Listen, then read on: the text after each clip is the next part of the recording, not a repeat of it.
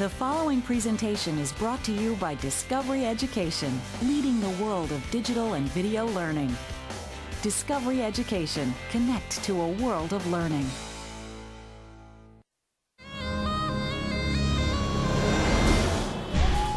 India, a country of extremes like no other, of a staggering diversity, where ethnicity, culture, religion and language come together in a dazzling kaleidoscope of humanity. In its 7,000-year-old history, India has provided the world with its riches. However, India's invaluable contributions to science and technology have all too often been overlooked.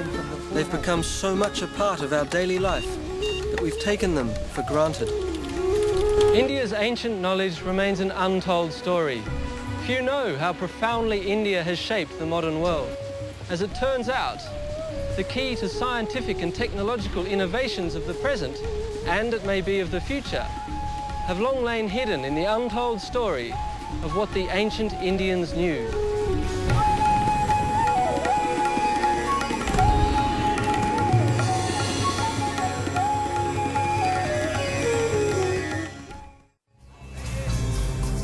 The colourful impressions in the ancient city of Delhi are almost overwhelming for someone coming from the West. Exotic and totally foreign, they reflect a culture that has one foot in the past and the other solidly planted in the future.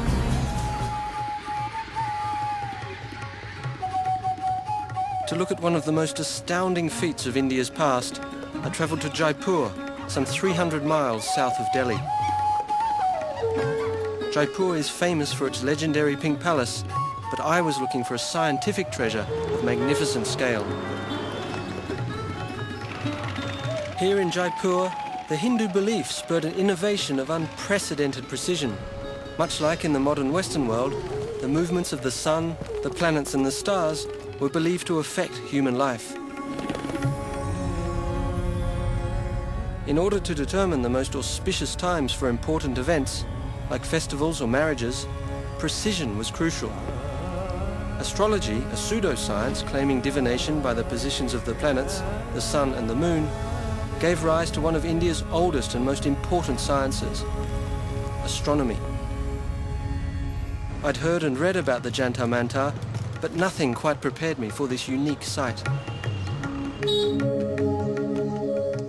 The Jantar Mantar is one of 5 observatories built by Maharaja Jai Singh more than 300 years ago. Unlike the small metal tools the Europeans developed to read the stars, some of the 16 astronomical instruments built here out of stone, mortar and plaster are the biggest in the world. Prior to Jai Singh's time, astronomers relied on smaller instruments such as the astrolabe. The immense forms that Jai Singh built here and elsewhere in India are the only ones of their kind. Why is it that an instrument like this is so big? Resident astronomer Dr. S. Bhattacharya explained the importance of scale. Circumference and the large number of markings you can have on the circumference and really small angles you can measure through. So the bigger it is, the greater the precision? Yes, exactly. Believe it or not, the object behind me is a sundial. It's not one of those cute little circular ones you see.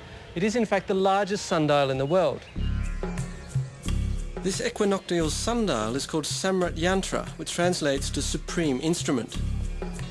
It is just under 75 feet high and Jai Singh's most important creation. And these steps run 164 feet along the gnomon, the structure that creates the angle of the sundial. Jai Singh oriented the structure to the north. On an east-west line, he positioned the axis of a hemisphere to create 2 quadrants. Using geometry, he calculated the angle of the ramp at 27 degrees, equivalent to the latitude of Jaipur. So the ramp points exactly to the celestial North Pole. The shadow from the ramp falls onto the quadrant showing the local time, accurate to within seconds. So can you tell me how accurate is this sundial? Well, it measures, smallest measure of time is 2 seconds. Each of these is 2 seconds? Smallest ones are 2 seconds. But there are problems, of course, because sun is not a pinpoint source. The difference between the shadow and the light is not obvious. Okay. Your error can be more than 2 seconds. Jai Singh's designs capitalised on a dimension of science and technology with much older roots in India's history: mathematics. It all started with a dream. According to Hindu tradition, the world began from nothing when it was dreamed by Brahma, the creator god of India. Ancient Hindu chants and writings contain calculations of these Brahma cycles, outlining Indian mathematical works back to the 4th century BC. Interestingly, the ancients used words to express numbers. The word arms was used as the number 2, since humans have 2 arms. But words didn't lend themselves for calculations, so around 10 BC, they were replaced by symbols. Prior to the Indians, the Babylonians had 2 symbols.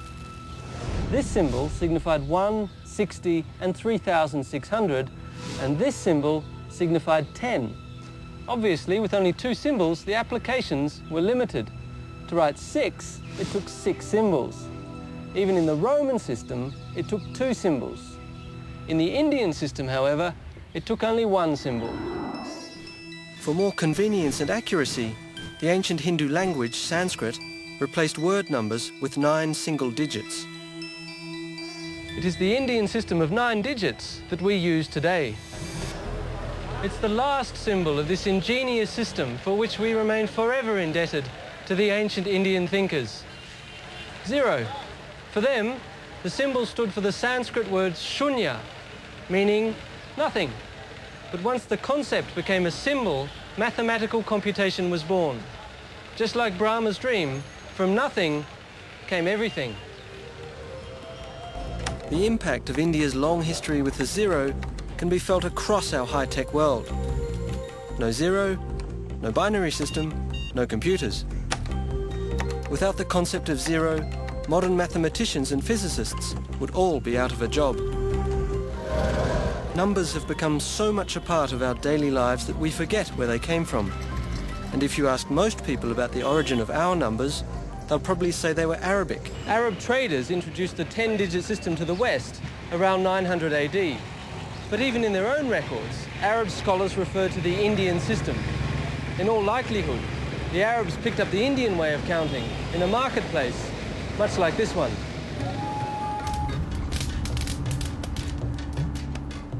In search of the first advanced material in the ancient world, I travelled north to the foot of the Himalaya mountains to find clues to the legendary Wootz steel.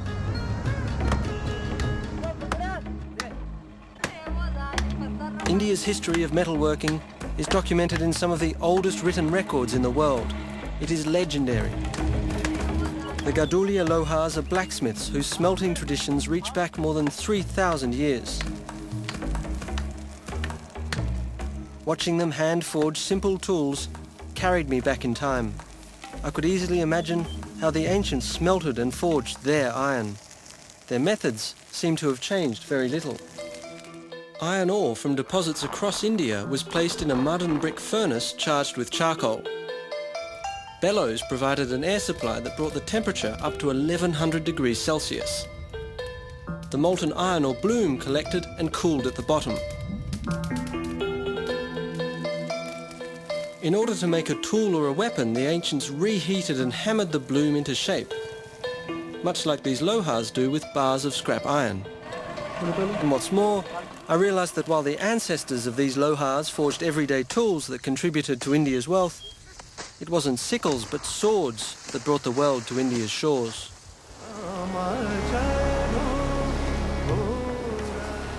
When in the 11th century AD, European crusaders felt the effect of Islamic swords in battle, their war stories launched the legend of the Damascus blade.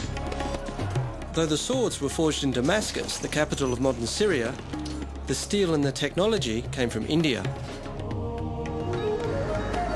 To learn more, I travelled north to the foot of the Himalaya mountains.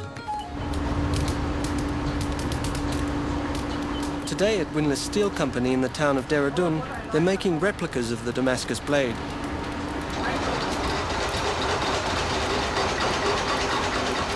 In the centuries after the Crusades, many sought to replicate the swords of Damascus.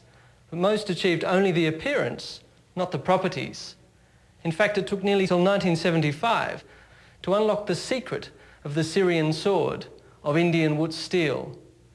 The irony is, the most important legacy of the ancient Indian metalworkers was not the recipe of the steel, but a byproduct of the search for it. This is one of the largest sheet metal producers in India. For centuries, metallurgists and blacksmiths tried mixing iron with everything from zinc to lead in an effort to replicate wood steel. Along the way, they took note of various new combinations and the interesting properties they had.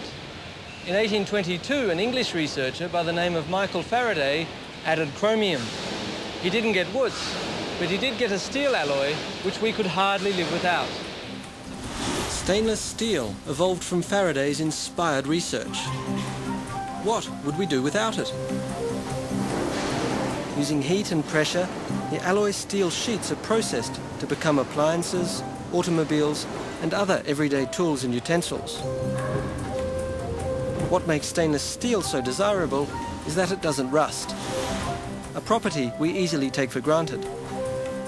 Today, steel alloys are the backbone of modern life, everywhere in the world. Owing a profound debt to the ancient Indians, we use them anywhere from airplanes to operating rooms. But besides wood steel, the ancient Indian metalworkers had more tricks up their sleeves. And to see some of their most monumental achievements, I travelled to the East Indian state of Orissa. Because it was here where in the 13th century AD, King Narasimhadeva commissioned a magnificent temple dedicated to the Hindu sun god Surya. Konark Temple is the embodiment of Surya's daily ride across the sky. His chariot has 12 wheels, one for each month of the year. It's pulled by 7 horses, one for each day of the week. Konark Temple is one of India's most astounding sights. Researchers know a lot about how the temple was built because of the locals' deep attachment to it.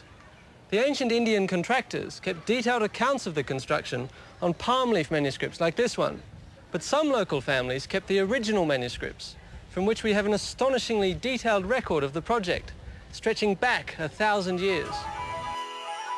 Organised with mathematical precision, the manuscripts tell of a highly technical building process which was completed in only 12 years.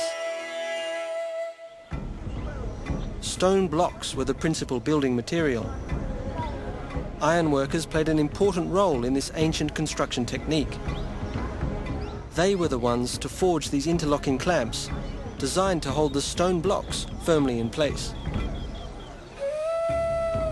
What is new in this temple is that its builders relied on the innovative powers of the ancient metal workers. Using the same basic technique of heating iron ingots and hammering them together, blacksmiths created beams up to 20 feet long and weighing over 5 tons. You can see here where the individual ingots were joined together. In so doing, the ancient blacksmiths created the first beams used in construction, a remarkable application of a simple technology. This is an impressive piece of engineering. Hand-forged iron girders support massive stone lintels to form the supporting structure of the building. During early explorations of the site, more than 20 girders were found throughout the temple. Now, given that each of these girders weighs around 10,000 pounds, and the stone lintel probably just as much, it's truly amazing that the workers could lift such a massive weight. Using hand-forged iron pulleys and ropes, the stone lintels were placed on wooden planks. Elephants were trained to step on these to raise the lintel pieces in the air, while a team of men pulled on the ropes to set them on the girders. Throughout the construction, elephants did the heavy work.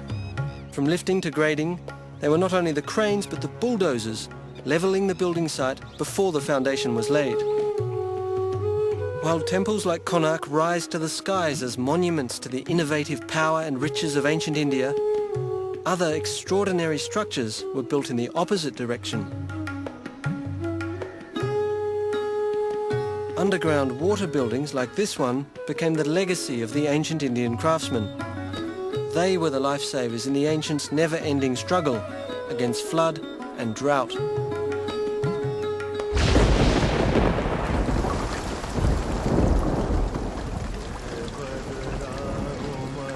The monsoon's powerful rhythms have shaped life in India since earliest times.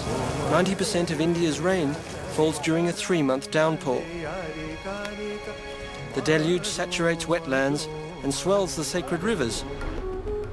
For those living in arid regions, the monsoon brings life.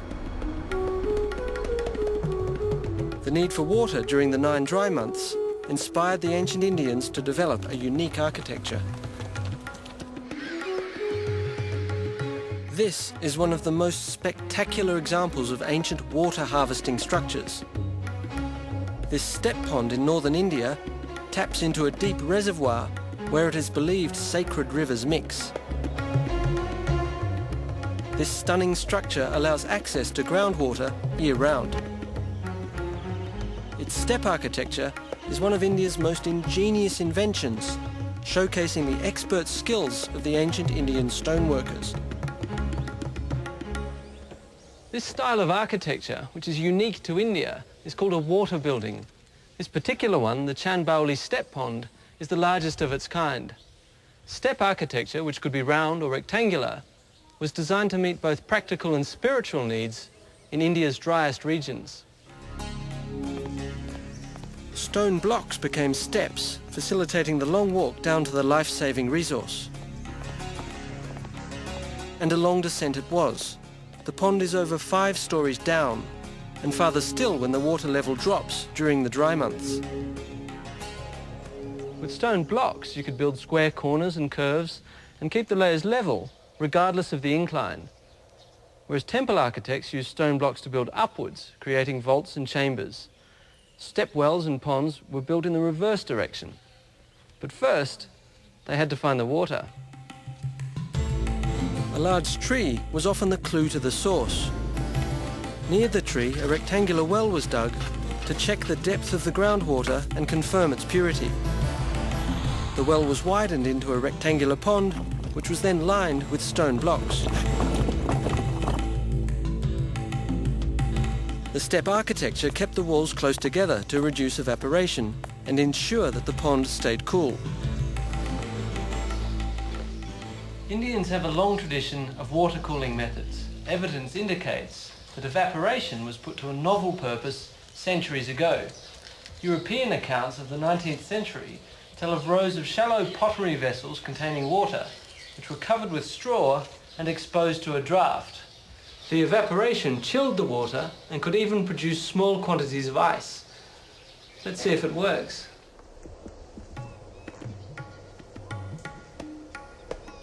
I waited only a few minutes, and while I didn't expect to see any ice, the thermometer told me it really works. It's actually dropped by a few degrees. It seems like the ancients had an innovative way of making their lives a little more comfortable.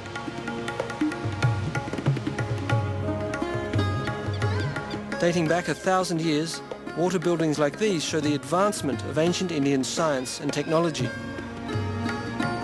And what's more, the water harvesting techniques that sustained them for centuries are now inspiring modern applications.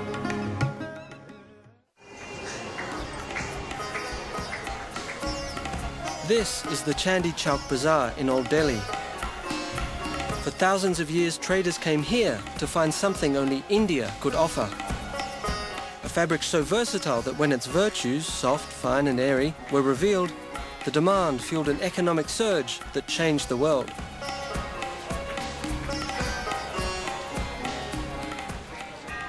I'm standing in a sea of a product that made India bloom and boom. Everything in this market is made of cotton. Deep within these colourful fibres is another untold story of India's contribution to our technological past.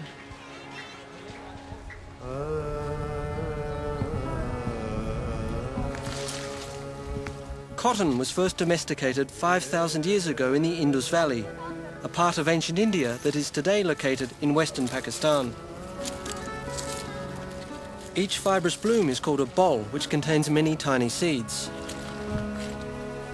Rich in vitamins and oil, ancient farmers fed the seeds to their livestock long before the true treasure of the plant was discovered. Called wool-bearing trees by the Greeks, cotton plants were traded across the ancient world, but few devised an efficient technology to mine their magic.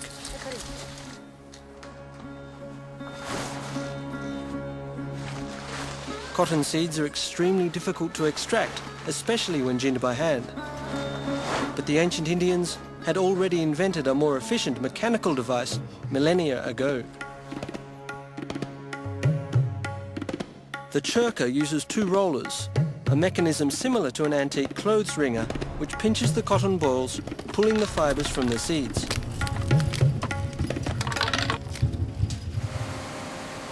Modern ginning machines borrow the principle from the ancient churka, which was the standard ginning tool for nearly 4,000 years. Long ago, Indian craftsmen pioneered a tool that gave their cloth a unique quality. The origins of the spinning wheel are somewhat obscured, yet the earliest recorded appearance was in India. For millennia, thread was spun by hand and with simple spindles.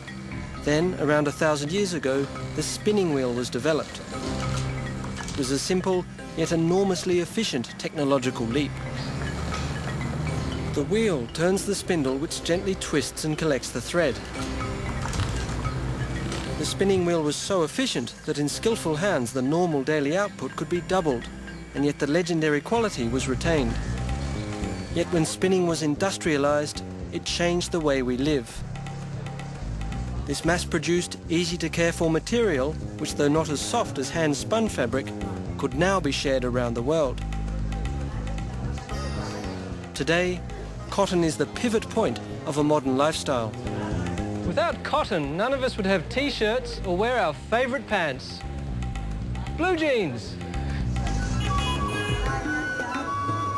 For thousands of years, merchants have come to buy, sell and trade here in the bazaars of India, returning home with Indian cotton goods, new ideas, perhaps ingots of raw wood steel, and of course the famed Indian spices so coveted around the world. Many of these spices have medicinal properties. In ancient times, most medicines came from plants. According to the ancient Indian physiological texts, the state of one's health can be attributed to one's eating habits. Science has shown that some plants have curative powers. Willow bark is the basic ingredient for aspirin. Spices like garlic are believed to boost the immune system and help with minor ailments. Drawing from these ancient prescriptions, herbal medicine has become big business not only in India, but worldwide. Native spices and herbs are mixed in a variety of combinations by more than 8,000 pharmacies. Herbal medicines are distributed in more than 20,000 dispensaries nationwide. Near the sacred Ganges River at the Kripalu Bagh Ashram, I found the ancient Indian healing practices still very much alive.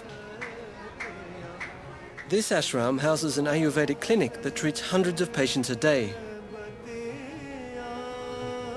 Ayurveda in Sanskrit means the science of life, which defines health as total well-being. Ayurveda was the first system of medicine to appear in the world.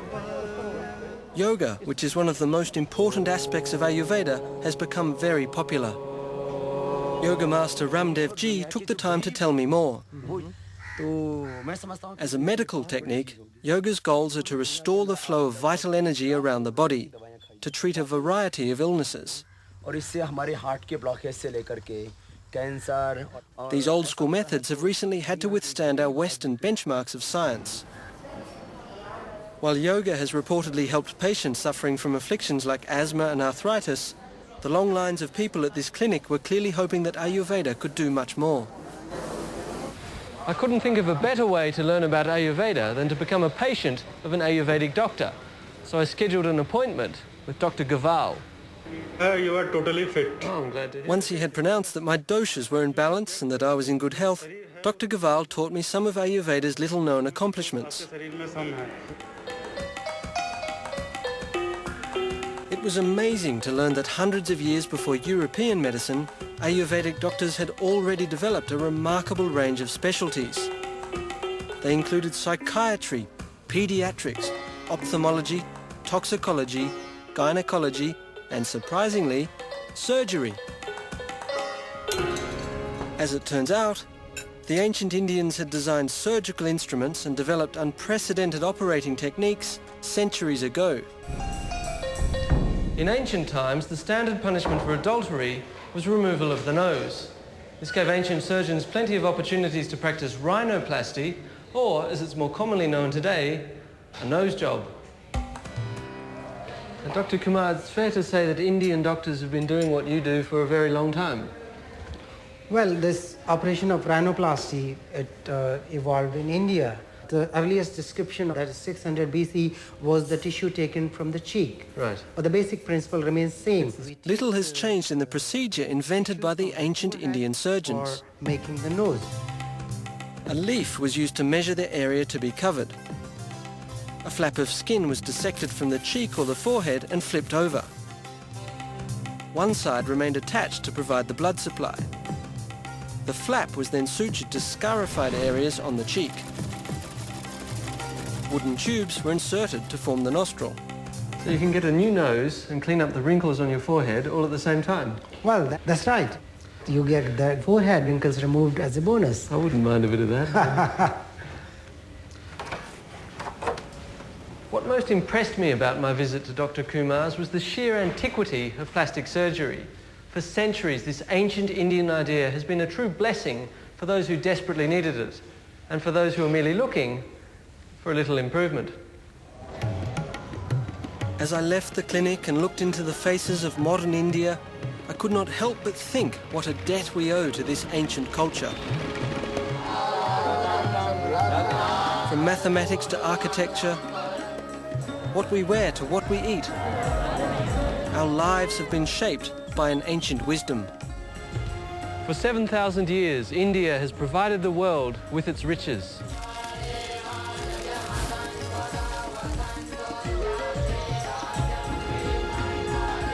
India's contributions to science and technology may be obscured by time, but there is little doubt they provided the springboard for advances which shaped our world. Given India's track record, one thing seems certain: what the ancient Indians knew is worth rediscovering.